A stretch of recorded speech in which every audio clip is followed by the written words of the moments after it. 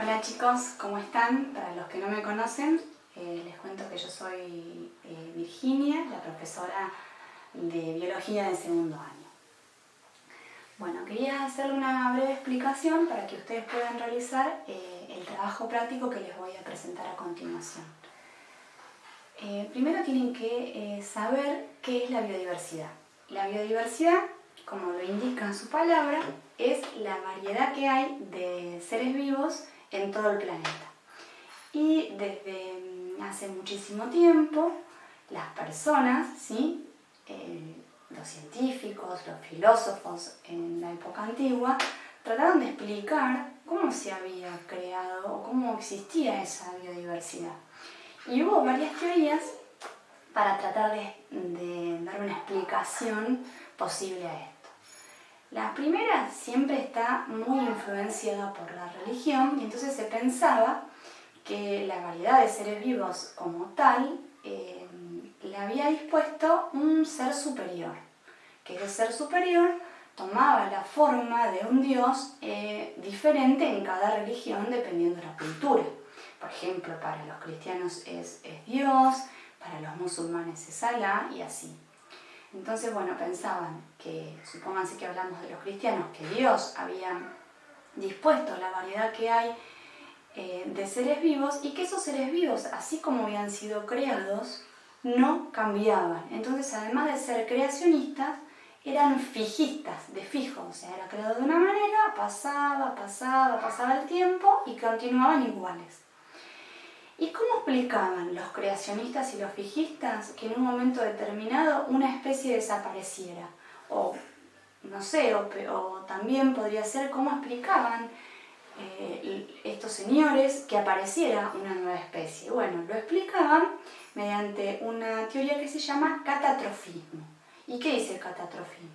Bueno, las especies pueden desaparecer o aparecer por una catástrofe natural. Por ejemplo, la catástrofe natural tope de gama, ¿sí? Para los cristianos, ¿cuál es? El diluvio universal. Entonces, bueno, ¿se acuerdan lo del Arca Noé? Desaparecieron un montón de especies por esto. También puede ser un tsunami, una erupción volcánica, caída de meteoritos, que es una explicación posible por la extinción de los dinosaurios, etc. Pero bueno, estas teorías en un momento se ponen medio a prueba y bueno, hay cosas como que son discordantes, como que no cierran. Y entonces aparecen en el medio unas posturas que se llaman transformismo. ¿Qué pasa? Los transformistas ya empezaban a darse cuenta que los seres vivos cambian, ¿sí? Cambian. Un exponente del transformismo fue un griego que vivió en el siglo V a.C., que llamaban Empedocles. No es una persona que se dedicaba al alcohol, al piojo, pero cuando les diga qué dijo, te van a decir, me parece que sí. Y Empedocles, ¿qué decía? Bueno, los animales vienen de las plantas. ¿Qué pasa? Las plantas en algún momento transforman sus raíces en patas. Algunos lo hacen copado y son animales exitosos y otros se quedan medio como en el camino. Esas raíces no pueden ser patas verdaderas y bueno, quedan ahí. ¿Está bien? Eso decía Empedocles.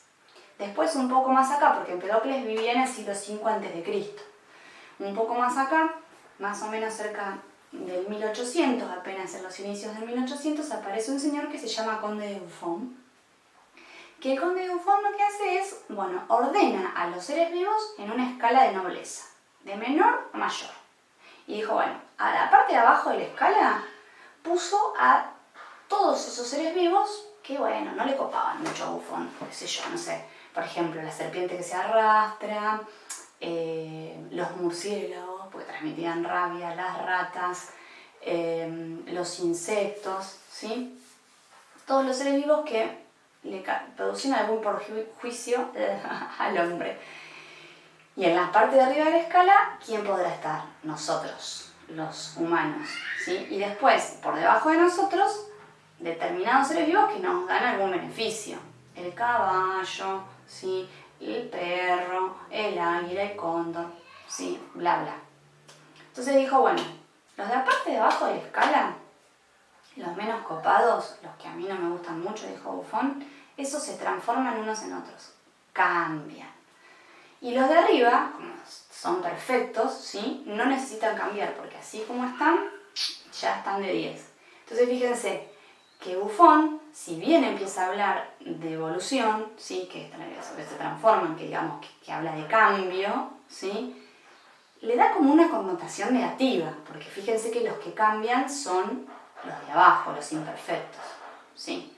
Hasta que, bueno, aparecen los evolucionistas teniendo como soporte, ¿sí? Como si fuera una bandera, el registro fósil, y dicen, pero muchachos, fíjense que esto que estamos encontrando, este fósil que estamos encontrando acá, es muy parecido a una especie actual. Entonces, nada, tiene que haber cambiado necesariamente en el tiempo. Y entonces aparecen los evolucionistas, usando como bandera el registro fósil. Los evolucionistas dicen, los seres vivos cambian.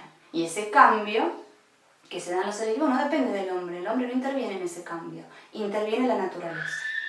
¿Está bien? Por si no saben, y yo estoy dando por sentado el que ustedes ya saben que es un fósil, les recuerdo que un fósil es un ser vivo que vivió en épocas pasadas, ¿sí? Y que sufrió un proceso que se llama fosilización o petrificación. ¿Qué quiere decir? Convirtió su materia orgánica en inorgánica, en minerales, ¿sí? En algo similar a piedra. ¿Está bien? Por seres vivos, compréndase todos los seres vivos. Puede ser una planta, puede ser un hongo, puede ser un alga, puede ser un animal. Y ese proceso se da en condiciones determinadas, ¿sí?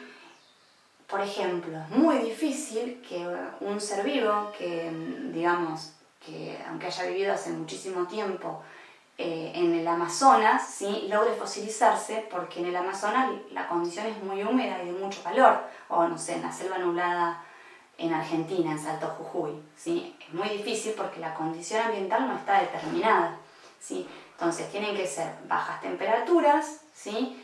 Tiene que estar enterrado y tiene que tener partes duras. Por eso casi todos los fósiles que se encuentran son de huesos, porque es lo más fácil de fosilizar, ¿sí? Los fósiles, además de ser súper, mega, hiper importantes para la evolución, porque yo a través de un fósil establezco una relación de parentesco, por ejemplo, mamut, elefante, hola, son bastante parecidos, ¿no es cierto?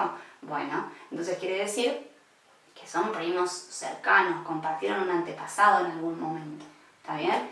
Además de establecer eso, que es muy importante en evolución, sirven, por ejemplo, para estudiar cómo eran las condiciones en épocas pasadas, o para hacer una datación, ¿sí? Supónganse, yo encuentro un fósil en Argentina y el mismo fósil lo encuentro en Australia, y bueno, quiere decir que a lo mejor, que probablemente hace muchísimos años, esos dos continentes estuvieron juntos, ¿sí? Y entonces, bueno, puedo explicar esta teoría de la deriva continental. O supónganse, encuentro un fósil marino en la cordillera de los Andes, en una de las montañas. Y bueno, no hay otra manera de explicar que antes ahí, hace muchísimos años, tendría que haber habido agua. Y también los fósiles sirven porque yo los puedo datar, ¿sí? Con determinadas técnicas, puedo saber de qué año son. Y entonces, bueno, cuando los encuentro en los estratos de suelo, puedo darme cuenta qué estrato está primero que otro, ¿sí? Bueno, listo. Nada más les voy a agregar que, a su vez, hay una nueva teoría que trata de explicar la variedad de seres vivos en el planeta, que ahora como que resurge, algunos en la actualidad la sostienen, que se llama panspermia. ¿Y qué dice la panspermia? Bueno, los seres vivos, como están, vinieron en un momento en un meteorito. Ojo al piojo, no es que cae en un meteorito un dinosaurio, un caballo, un ratón, sino que en el meteorito vienen esporas, ¿sí? Que son como partecitas muy chiquititas, que esas esporas comienzan a unirse, comienzan a interactuar y dan después lugar a los seres vivos y a la distribución de los seres vivos actuales. Esa es la panspermia. Bien. Bueno, dicho esto, me despido.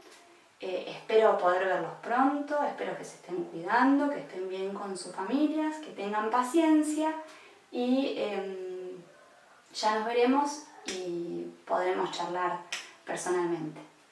Los extraño.